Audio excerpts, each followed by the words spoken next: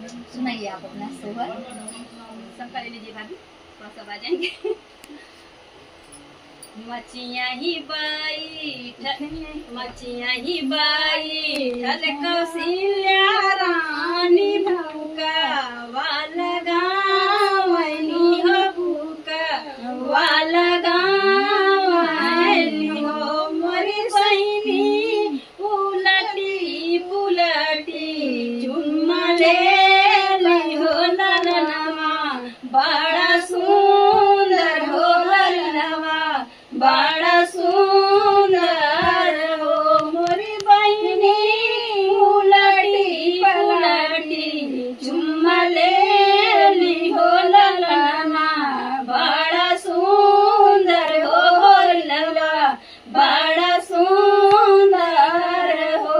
दुआर ले I man पंडित हो बचाना, एक बोलाई हो बचाना, एक बोलाई हो।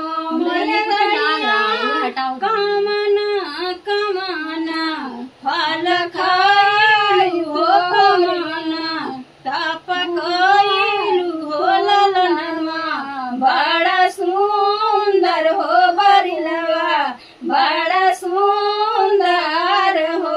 मरी रहिया कमना कमना फल खाई हो ललनवा, बड़ा सुंदर हो बरिलवा, बड़ा सुंदर हो।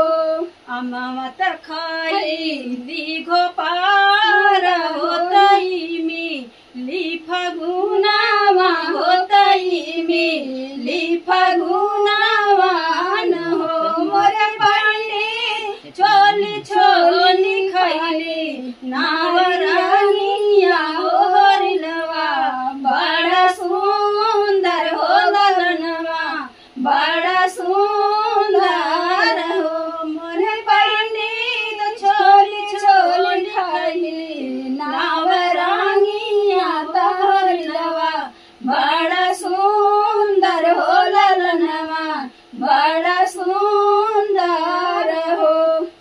माघई मास नहाइली हो यगिन, नाही तापली हो यगिन, नाही तापली न हो। मोरे पानी अनहरा के डगरा देखावली हो हरिलवा, बड़ा सुंदर हो ललनवा, बड़ा सुंदर हो ललनवा, बड़ा सुंदर हो।